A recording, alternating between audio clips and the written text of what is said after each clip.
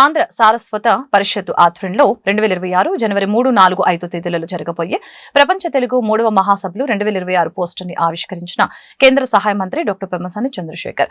ఈ సందర్భంగా ఆయన మాట్లాడారు. అక్షరాభ్యాసం చేయించిన తల్లిని, అక్షరం దిద్దించిన గురువుని, అక్షరాలు నేర్పిన బడిని, అక్షరాలు సమహారమైన తెలుగుని, తెలుగు భాషను ప్రేమిస్తూ, అభిమానిస్తూ, గౌరవిస్తూ ముందుకు తీసుకువెళ్తున్న ప్రతి ఒక్కరికి వందనం, అభివందనం అని అన్నారు. పంచమ వేదమైన మహాభారతాన్ని తెలుగులో రాసిన ఆదికవి నన్నయ్య. తెలుగు భాషలతో తెలుగుదేశం చెప్పిన శ్రీకృష్ణదేవరాయలు తన రచన పాటవాలతో అబ్బురపరిచిన తెనాలి రామలింగడు, తెలుగు భాషను అమితంగా ప్రేమించే శ్రీ నందమూరి తారక రామారావు, ఇలా చెప్పుకుంటూ పోతే తెలుగు భాష ఔన్నత్యాన్ని ఉన్నత శిఖరాలకు తీసుకువెళ్లిన మహానుభావులు, ప్రముఖులు ప్రయత్నాన్ని మనమందరం కొనసాగించాల్సిన బాధ్యత అందరిపై ఉందని చెప్పారు.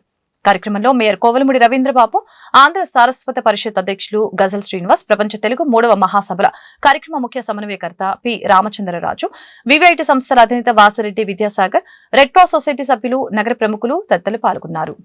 ప్రపంచ మహాసభలు నిర్వహిస్తూ ఇంకా ముందుకు తీసుకువెళ్తున్నటువంటి సుపరిచితులు శ్రీ గజల్ శ్రీనివాస్ గారికి, అదేవిధంగా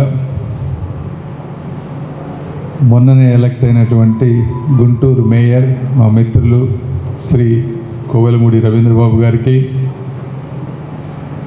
తెలుగు మహాసభల సమన్వయకర్త మంచి మనిషి శ్రీ పి రామచంద్రరాజు గారికి,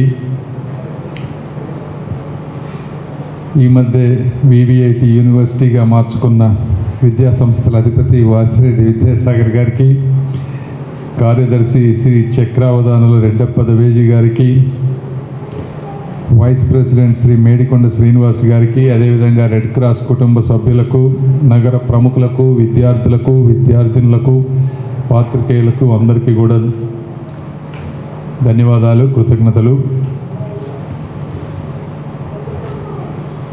అక్షరాభ్యాసం చేయించినటువంటి తల్లిని, అక్షరం దిద్దించినటువంటి గురువుని, అక్షరాలు నేర్పించినటువంటి బడిని, అక్షర సమాహారమైనటువంటి తెలుగుని, తెలుగు భావాన్ని ప్రేమిస్తూ, వ్యాపింపజేస్తూ, ముందుకు తీసుకువెళుతూ ఉన్నటువంటి ప్రతి ఒక్కరికి కూడా మనస్ఫూర్తిగా అభినందనలు, ధన్యవాదాలు తెలుపుతూ ఉన్నాను. ఒకసారి చరిత్రలోకి వెళ్ళి చూస్తే, ఒకప్పుడు మొట్టమొదట మహాభారతాన్ని తెలుగులో రాసినటువంటి నన్నయ్య గారు కానీ, అదేవిధంగా తెలుగు కీర్తి కిరీటాన వెలుగొందినటువంటి శ్రీకృష్ణదేవరాయలు గారు కానీ, తన రచనా పాటవాలతో అపురూపంగా మురిపించినటువంటి మన తెనాలి రామకృష్ణులు గారిని కానీ, మరి మనకు తెలిసినటువంటి నా ఊహ నుంచి పుట్టినటువంటి శ్రీ అన్న నందమూరి తారక రామారావు గారిని కానీ, వీళ్ళందరినీ చూస్తూ ఉంటే ఎప్పుడు కూడా తెలుగుతనం ఉట్టిపడుతూ ఉంటుంది. తెలుగు భాష ఒక అద్భుతమైన భాష. నేను కూడా తెలుగు మీడియంలో చదువుకున్నటువంటి వ్యక్తిని. ఫస్ట్ టైం మెడికల్ కాలేజీకి వెళ్ళినప్పుడే తెలుగు కాకుండా ఇంగ్లీష్లో చదవటం మొదలుపెట్టాను. ఆ రోజు ఆ విధంగా తెలుగు నేర్చుకోవటం వల్లనే ఈరోజు ప్రజలతో మమేకం అవ్వటం కూడా చాలా ఈజీ అయింది.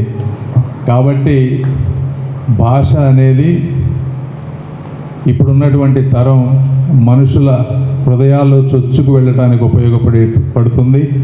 కాబట్టి ఈ తెలుగు భాషని ప్రతి ఒక్కరు కూడా డెప్త్లోకి వెళ్ళి నేర్చుకోవాలి. తెలుగు భాషలో ఉండేటువంటి ఆ పదాలలో ఉండేటువంటి శబ్దాలలో వచ్చేటువంటి ఒక వేవ్స్ అనేవి చాలా తక్కువ భాషల్లో ఉంటాయి.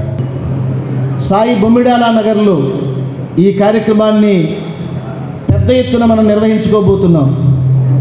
నిన్ననే మన ప్రధానమంత్రి శ్రీ నరేంద్ర మోదీ గారు అమరావతి పునఃప్రారంభం చేయడం, ఇవాళ అత్యంత ఆత్మీయులు మన తెలుగు బిడ్డ, కేంద్ర మంత్రిగా ఉన్నటువంటి డాక్టర్ పెమ్మసాని చంద్రశేఖర్ గారి చేతుల మీదుగా ఈ ప్రచార కరపత్రాన్ని పోస్టర్ని రిలీజ్ చేయడం, విడుదల చేయడం మాకెంతో ఆనందంగా ఉంది. కొద్ది రోజుల క్రితమే ఆంధ్రప్రదేశ్ శాసనసభాధిపతి శ్రీ చింతకాల అయ్యన్న పాత్రుడు గారు ఆంధ్ర సారస్వత పరిషత్ 3వ ప్రపంచ తెలుగు మహాసభల చిహ్నాన్ని, లోగోని విశాఖపట్నంలో ఆవిష్కరించారు. ఆ రోజే వారికి మనవి చేయడం జరిగింది. శ్రీ పెమ్మసాని చంద్రశేఖర్ గారు అమెరికా యాత్రలో ఉన్నారు. వారు వచ్చిన తరువాత ఈ ప్రచార పత్రాన్ని విడుదల చేయడము, లోకార్పణం చేసిన తర్వాత ఇంకా మేము పల్లె పల్లెకు, గుండె గుండెకు ఈ తెలుగు మహాసభల ప్రచార కార్యక్రమాన్ని ముందుకు తీసుకెళ్లే ప్రయత్నం చేస్తాము అని వారికి చెప్పడం జరిగింది. వారి కోసం మేము ఎదురు చూసాం. వారు రాగానే, పి రామచంద్రరాజు గారు కలవగానే, మోదీ గారి కార్యక్రమం అయిపోయిన తర్వాత మొట్టమొదటిగా మీ కార్యక్రమంలోనే పాల్గొని ఈ కరపత్రాన్ని, ఈ ప్రచార పత్రాన్ని విడుదల చేస్తానన్నారు. వారికి మనస్ఫూర్తిగా నేను ధన్యవాదాలు తెలియజేసుకుంటున్నాను. డాలస్ నగరంలో హాయిగా, ఉల్లాసంగా తన జీవితంలో పెద్ద లగ్జరియస్ లైఫ్ని, వైభవపేతమైనటువంటి జీవితాన్ని గడపవలసిన వ్యక్తి ఇవాళ జననీ జన్మభూమిచ్చ స్వర్గాదపి గరీయసి అని మన మాతృభూమిని, మాతృమూర్తి సేవ కోసం పునరంకితమై తన మాతృదేశానికి సేవకే వచ్చినటువంటి ఈ బిడ్డని, డాక్టర్ పెమ్మసాని చంద్రశేఖర్ గారిని మీరందరూ కరతాళ ధ్వనులతో అభినందించాలి, ఆశీర్వదించాలి. మా సోదరులు, మేమంతా సిబ్లింగ్స్ అంటే సత్యసాయి సిబ్లింగ్స్. ఆయన సత్యసాయిబాబా భక్తుడు, నేను సత్యసాయిబాబా భక్తుడిని. సాయిరాం సాయిరాం అని పలకరించుకునే వ్యక్తులం. వారి యొక్క ప్రాంగణంలో ఈ తెలుగు మహాసభలు వేదిక కావడం చాలా గర్వించదగ్గ విషయంగా నేను భావిస్తూ, భగవాన్ సత్యసాయి బాబా గారి ఆశీస్సులు ఈ కార్యక్రమం వెనకాల ఉన్నాయని నేను ప్రగాఢంగా నమ్ముతూ ఈ కార్యక్రమాన్ని జ్యోతి ప్రకాశనం చేసి ప్రారంభించవలసిందిగా డాక్టర్ పెమ్మసాని చంద్రశేఖర్ గారిని అర్థిస్తున్నాను. ఫ్యామిలీని ఎక్కడికి తీసుకొచ్చారు? రాజరాజ నరేంద్రుడి యొక్క కుటుంబాన్ని ఎక్కడి నుంచి దొరికారు మీకు? నన్నయ్య, తిక్కన, ఎర్రాప్రగడ, పోతన, శ్రీనాథుడు వీళ్ళందరినీ ఎక్కడ పట్టుకున్నారు అంటే దీనికి శోధన.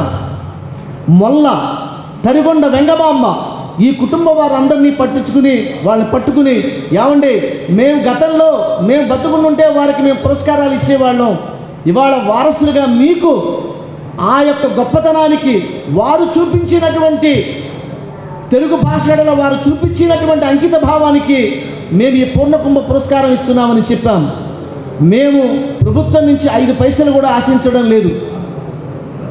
నేను కోరేది ఏమిటంటే పెమ్మసాని చంద్రశేఖర్ గారి యొక్క ప్రేమ, అభిమానం ఈ తెలుగు మహాసభలకి. అయ్యా మీ పరసక్కల్లే, మీ మనసుంటే చాలు మాకు. నేను మిమ్మల్ని ఏం అడగడంలే. కానీ ఇంకొకటి, ఈ ప్రపంచ తెలుగు మహాసభల యొక్క ప్రారంభోత్సవము మన ఉపరాష్ట్రపతి గారి చేతుల మీదుగా జరగాలని కోరుకుంటున్నా.